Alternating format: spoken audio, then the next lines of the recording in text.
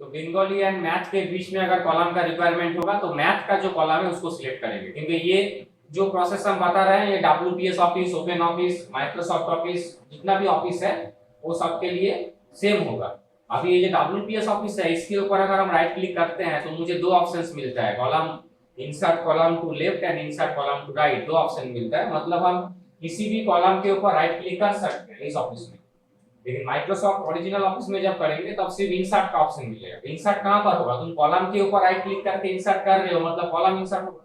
अगर तुम रो के ऊपर राइट क्लिक करके इंसर्ट करोगे तो रो इंसर्ट होगा। राइट क्लिक कहां पर करना है? कॉलम या रो का जो हेडर है उसके ऊपर। ये जो ABCD करके लिखा हुआ है इसको क्या बोला जाता है? एक्सेल में इसको बोला जाता है कॉलम हेडर। और ये जो 1 2 3 4 करके लिखा जाता है इसको बोला जाता है रो हेडर। तो हम कॉलम हेडर में राइट क्लिक करेंगे, राइट क्लिक करके इंसर्ट टू लेफ्ट कर रहे हैं क्योंकि बीच में बोला गया है। अगर बंगाली में हम राइट क्लिक करते हैं बंगाली वाला कॉलम में बी टू बी में, तो हम इंसर्ट टू राइट कर तो नया कॉलम यहाँ पर आ गया। तो ये जो कॉलम जितना भी कॉलम है मोर देन 16,000 कॉलम है, उसके बाद हम एक कॉलम इंसर्ट किए तो मेरा कॉलम इंक्रीज होगा या जो है वही रहेगा, फिक्स्ड रहेगा। पहले तुम्हें जानना पड़ेगा कॉलम कितना है। तो यहाँ पर हम लिखते हैं मान लो 1, यहाँ पर लिखते हैं 2। अब इसको सिलेक्ट करने के बाद फिल बोल के जो ऑप्शंस है होम टैब में वो फिल ऑप्शन में चले जाते हैं।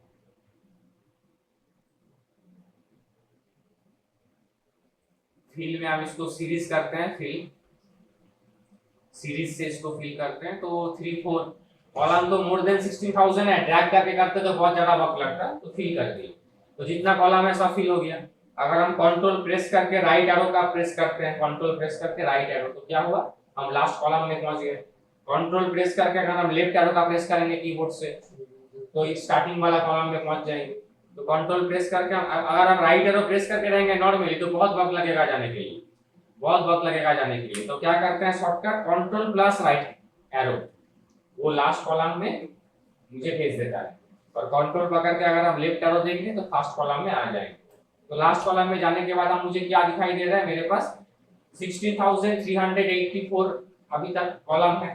तो हम जो कॉलम इंसर्ट का प्रोसेस कर रहे हैं, ये जब हम कॉलम को इंसर्ट करेंगे ये और एक कॉलम इंक्रीज होगा तो ना वो फिक्स रहेगा। ये जो कॉलम है ये फिक्स रहेगा। अब तुम इंसर्ट भी नहीं कर सकोगे। अब तुम अगर इंसर्ट करोगे ना सेम प्रोसेस में इंसर्ट नहीं होगा। चलो करने के लिए जाओ। अब यहाँ पर हम हिस्ट्री एंड मैथ के बीच में कॉलम लेना चाहते हैं तो हम हिस्ट्री में राइट क्लिक करें, मतलब ई वाला जो कॉलम हेडर है उसमें राइट क्लिक करने के बाद हम उसमें चले जाते हैं इंसर्ट कॉलम टू लेफ्ट। अब कॉलम इंसर्ट नहीं होगा। क्यों नहीं होगा? क्योंकि कॉलम इंसर्ट तुम तब तक कर सकते हो जब तक तुम्हारा लास्ट कॉलम एम्प्टी है। तुम्हारा बीच में कॉलम आ रहा है मतलब पीछे से कॉलम जा रहा है। एक स्टूडेंट को हम इधर से घुसा रहे हैं मतलब उधर से निकल रहा है। लेकिन ये जो बेंच का कैपेसिटी है 5 स्टूडेंट्स के लिए, स्टूडेंट चेंज हो सकता है लेकिन कैपेसिटी सेम रहेगा। इस बेंच में 5 स्टूडेंट ही बैठे। इधर से एक को हम एंट्री कर रहे हैं मतलब उधर से एक को किसी को निकाल रहे हैं। तो अब क्या है? ये तो डेटा है ना, ये जो हम जो भी फिलअप किए हैं 1 2 3 4 करके जो डेटा तुम देख रहे हो तो डेटा है। अब ये डेटा एंड कॉलम तक तुम्हारा है। अब सिस्टम को तो पता नहीं वो डेटा जो भी है वो काम का है या हम सिखाने के लिए लिखे हैं उसको तो पता नहीं। तो तुम्हें डेटा इंसर्ट करने नहीं देगा। कॉलम इंसर्ट तुम करोगे मतलब लास्ट कॉलम तो जब तुम्हारा रिमूव हो जाएगा चला जाएगा, तो वो परमिशन नहीं है। तुम लास्ट कॉलम को रिमूव तब तक कर सकते हो जब तक लास्ट कॉलम में तुम्हारे पास कोई डेटा नहीं है। हम लास्ट स्टूडेंट को तभी निकाल सकते हैं जब उसका कोई काम नहीं है। अगर वो कुछ लिख रहा है कुछ पढ़ रहा है तो हम उसको जबरदस्ती निकाल नहीं सकते। तुम चले जाओ, जस्ट एग्जांपल दे रहे हैं, ठीक है। तो हम ये लास्ट कॉलम को रिमूव कर देते हैं। लास्ट कॉलम का जो डेटा है वो रिमूव कर दिया मतलब अब तुम्हारा लास्ट कॉलम खाली हो गया। अब जा सकता है, कोई प्रॉब्लम नहीं, उसका कोई काम नहीं है, एम्प्टी है, वो जा सकता है। अब मान लो मुझे मैथ और हिस्ट्री के बीच में कॉलम का रिक्वायरमेंट है, राइट क्लिक करते हैं। राइट क्लिक करने के बाद उसको हम इंसर्ट करते हैं तो देखो अब आ गया। अब इसके बाद और एक करने के जाओगे तो नहीं होगा। इसके बाद और एक करने के लिए जाओगे तो नहीं होगा। तो यहाँ पर 4 छूट गया, 5 से आ गया। अब तुम चलो लास्ट में जाओ, देखो जो ब्लैंक था वो निकल गया। तो इंटरव्यू में सब चीज में फंसाता है। जो हम लोग प्रिपरेशन करके जाते हैं मैथ वगैरह के लिए वो तो लास्ट में देखता है। शुरू में बेसिक्स नॉलेज का रिक्वायरमेंट होता है जो बहुत इंपॉर्टेंट है। तो हम यहाँ पर क्या क्या सीखे, कॉपी में नोट कर लो। कॉलम को इंसर्ट करना सीखे, कितना कॉलम है एक सीट में, वो जान लिए। तो नंबर 1 में पॉइंट करो, insert column,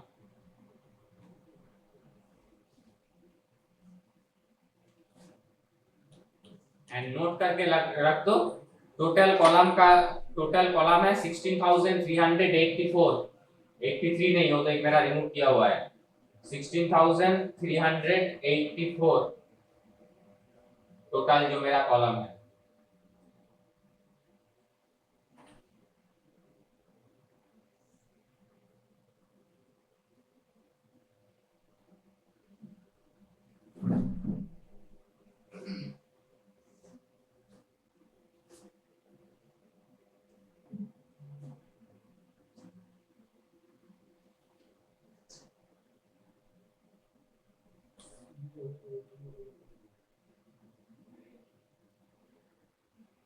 clear. Same process में हम रो को भी इंसर्ट कर सकते हैं। बीच में कोई नाम लिखना भूल गए हैं, ये सब स्टूडेंट का नाम है, पटोल, कुमड़ो, झींगा, आलू, ये सब स्टूडेंट्स का नाम दिए हैं।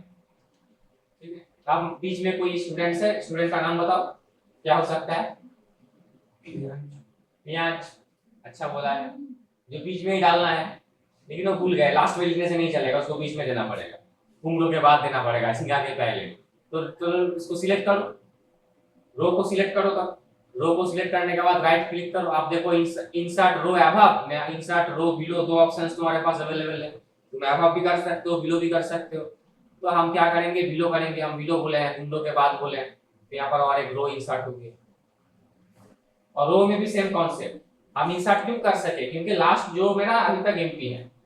तब तक तुम कर सकोगे डेटा को एंट्री कर सकोगे जब तक तुम्हारा लास्ट रो एम्प्टी रहेगा। और लास्ट रो में जाने के लिए कंट्रोल पकड़ के डाउन एरो देंगे, एकदम डाउन एरो देंगे तो लास्ट रो में पहुंच जाएंगे। ये तुम्हारा रो है 1,10,48,000 तुम्हारे पास रो। तो ये भी नोट करके रखो और नेक्स्ट पॉइंट में लिख के रखो जो सीखा था, जो है रो इंसर्ट करना, रो कैसे इंसर्ट होता है।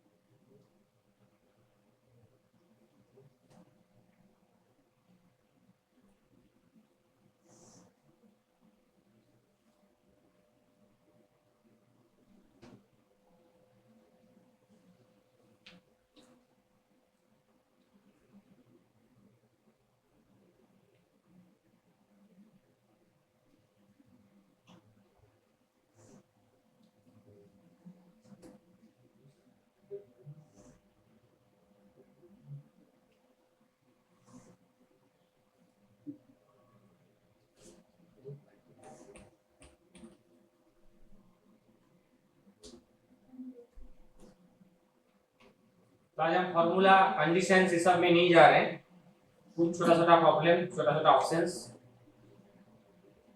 ये जो हम intersection between row and column, इसको क्या बोला जाता है? सेल। छोटा छोटा जो बॉक्स है इसको सेल बोला जाता है। एक एक सेल में हम कितना लेटर लिख सकते हैं, जैसे कि हम यहाँ पर लिखे हैं, मान लो AST, 3 लेटर लिखे हैं, या हम लिखे हैं 1569, तो 4 डिजिट लिखे हैं। तो कितना लिख सकते हैं, कैपेसिटी कितना है एक सेल का, एक सेल में कितना डेटा एंट्री कर सकते हैं? बोलो, अब राम तुम्हें बताओ, एक्सेल स्पेशलिस्ट है, बताओ तो अंदाज बोल, জানিস না अंदाज बोलते 10টা 20টা 50টা টানা যেতে পারে, কত বল 500 600 দেখা যায় আরো উপরে, বলো 3 बोले कि जा कुछ जाएंगे 32,000 ओनली एक एक सेल में। पूरा एक्सेल में नहीं बोल रहे हैं, अब सेल कितना है तो कैलकुलेट करना पड़ेगा तुम्हें, रो इनटू कॉलम करके। और ये जो सीट है हम तो देखो क्लास करके करके इंसर्ट कर सकते हैं 255 पे। तुम एक्सेल का डेटाबेस को समझो पहले, कितना बड़ा जगह है एक्सेल का। कोई बोलते हैं ना मेरे पास 2 रूम है, कोई बोलता है सर मेरे पास तो, मेरे घर में 10 रूम है, मुझे अच्छा बहुत बड़ा घर है। कोई स्टूडेंट आ गया, सर मेरे पास तो सर 80 रूम है, शॉपिंग मॉल है पूरा मेरे पास। अब उस जगह पे कोई आके बोलेगा मेरे पास सर 2000 रूम है, तो सोचो उसका मतलब आइडिया में ही नहीं आएगा, कॉन्सेप्ट में ही नहीं आएगा। हम लोग का 10-20 तक कॉन्सेप्ट में आएगा जहाँ चलो इतना हो सकता है, लेकिन कोई आके मुझे बोलेगा मेरे पास 2000 रूम है, तो 2000 रूम कितना एरिया लेके होगा, या पूरा रानीगंज का रिक्वायरमेंट पड़ेगा या एक टोटल कॉलोनी का रिक्वायरमेंट पड़ेगा, वो कॉन्सेप्ट में ही नहीं है, हम तो देखे ही नहीं कभी, ऐसा सुने ही नहीं कभी। तो एक्सेल का डेटाबेस को समझो, इतना तुम रो एंड कॉलम लिख चुके हो, मोर देन 16000 प्लस एंड तुम्हारा 10 लाख प्लस, उसको इनटू करोगे तो तुम्हारा सेल आएगा, वो भी एक एक सीट में। अब सीट कितना ले सकते हो, 255। अब एक एक सेल में तुम डेटा कितना लिख सकते हो, 32000, तुम्हारा कैलकुलेशन में आएगा नहीं। कितना डेटा तुम एक्सेल में रख सकते हो कैलकुलेशन में आएगा नहीं, तुम एक्सेल में ही कैलकुलेशन करोगे उसका, तो एक्सेल उसका रिस्पांस नहीं करेगा, इतना डेटा एक्सेल में रख सकते हो। सेल रो एंड कॉलम ये सब कुछ डिलीट भी हो सकता है, जैसे कि इंसर्ट का प्रोसेस है उस तरह से डिलीट का भी प्रोसेस है। ये हमारा ये जो कॉलम है, ये कॉलम में ऐसे ही कुछ लिख देते हैं, ये मेरा वेस्टेज है, ये मेरा कोई काम का नहीं है, ये बेकार है, ये मेरा रिक्वायरमेंट में नहीं है, ये जो कॉलम है मेरा रिक्वायरमेंट में नहीं है। इसके ऊपर राइट क्लिक करके हम क्या करेंगे, delete.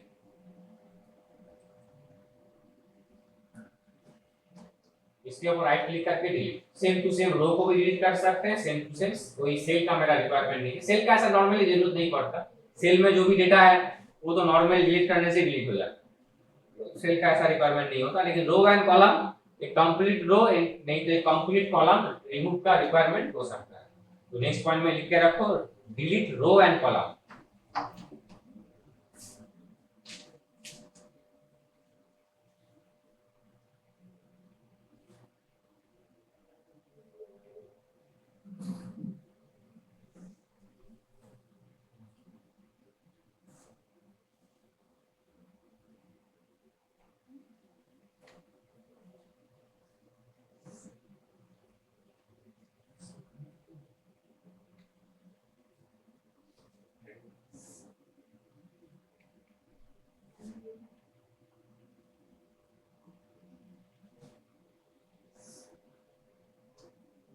Same to same sheet जो खड़े हैं हम लोग, सीट 1 सीट 2 जहां पर खड़े रह के हम लोग काम कर रहे हैं, इसको भी अगर मुझे इंक्रीज करना है तो प्लस सिंबल तो है ही, वहां पर कर सकते हैं। और रिमूव करने के लिए भी राइट क्लिक करके डिलीट वर्कशीट कर सकते हैं, और राइट क्लिक करके इंसर्ट सीट भी कर सकते हैं। तो तुम बोलोगे सर प्लस का सिंबल तो है ही, प्लस करके करके कर लीजिए, जितना सीट का जरूरत है रिक्वायरमेंट है कर लीजिए। लेकिन कभी ऐसा होता है ना कि ये दोनों सीट के बीच में ही चाहिए, तुम्हारा सीट 3 एंड सीट 4 ये दो के बीच में और एक सीट चाहिए, तब तुम्हें वो राइट क्लिक करके करना पड़ेगा। तुम तब राइट क्लिक करके इंसर्ट में करोगे तब तुम्हें वो ऑप्शंस मिलेगा बीच में करने के लिए। इंसर्ट सीट में तुम जाओगे जब, तब तुम्हारे पास ऑप्शन मिलेगा कितना सीट है, आफ्टर चाहिए या बिफोर चाहिए। ये तुम अगर लास्ट वाला क्लास में करोगे तो ऑप्शंस नहीं है तुम्हारे पास, वो तो तुम जितना बार क्लिक करोगे उसके बाद आता जाएगा। ठीक है, तो रिक्वायरमेंट सब कुछ है, अब हर चीज सीखना है, कब किसका जरूरत पड़ेगा बता नहीं। तो नेक्स्ट लिख लो insert and delete sheet, insert and delete seat.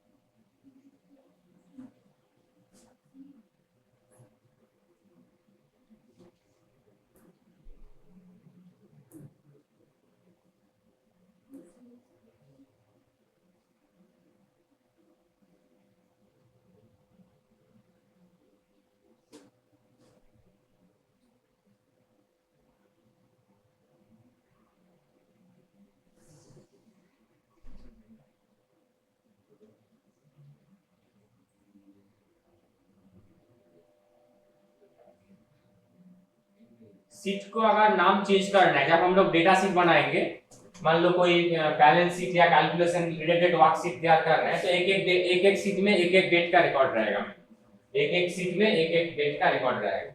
ये जो सीट 1 लिखा हुआ है इसको मुझे राइट क्लिक करके हम इसको रीनेम कर सकते हैं, रीनेम। तो इसका नाम दे दिए 1/7/24, मतलब ये जुलाई का फर्स्ट डेट है। अब सीट 2 का नाम दे दिए, राइट क्लिक करके रीनेम कर दिए, इसका नाम दे दिए 2/7/24।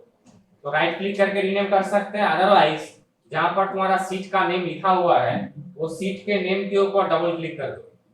वो सीट के नेम के ऊपर डबल क्लिक करोगे तो फिर तुम्हारा रीनेम का ऑप्शन आ जाएगा। डेट जस्ट एग्जांपल्स है, दूसरा कुछ भी हो सकता है। मेरा स्टूडेंट्स का नाम लिखा हुआ है, जितना भी स्टूडेंट्स है मेरा उसका नाम हम लिखेंगे। आप अलग अलग बैच का अलग अलग एक्सेल फाइल बनाएंगे तो फाइल ढूंढना पड़ेगा मुझे फोल्डर खोलने के बाद।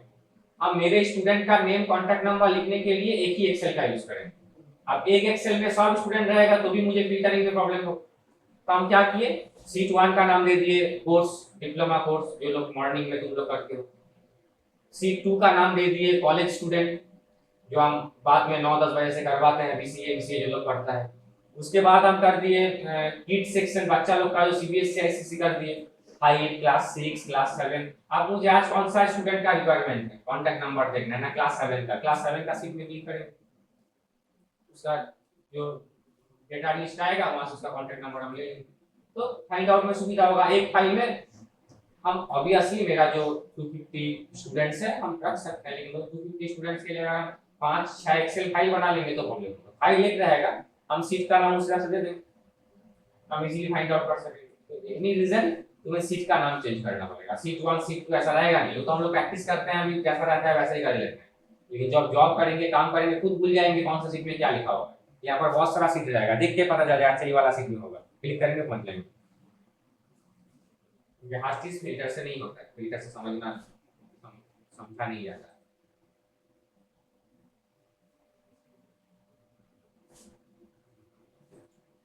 ये जो सेल है ना, जो सेल लेके हम लोग काम करते हैं, हम लोग शुरू से एक्सेल में सीखते आ रहे हैं कि हम लोग कभी भी वैल्यू लेके काम नहीं करेंगे, हम लोग सेल एड्रेस लेके काम करेंगे।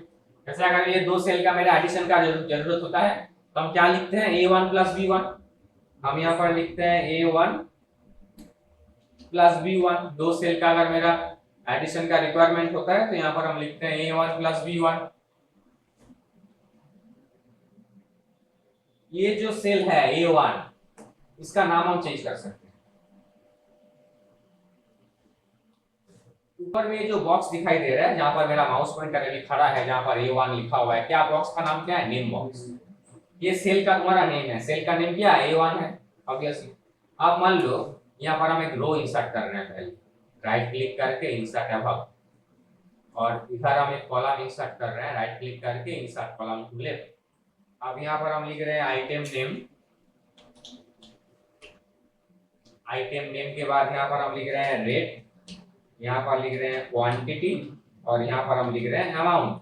तो क्वांटिटी आइटम नेम तो कुछ भी हो सकता है, आइटम नेम कुछ भी हो सकता है। अब क्वांटिटी अमाउंट निकालना है मतलब रेट इनटू क्वांटिटी। हम नॉर्मली क्या लिखेंगे, हम नॉर्मली लिखेंगे B2 × C2। नॉर्मली हम क्या लिखेंगे, B2 × C2 यहाँ पर लिखेंगे, एंटर देंगे तो मेरा आ गया जितना भी है। तो इस जगह के इस सेल का हम नाम चेंज कर सकते हैं।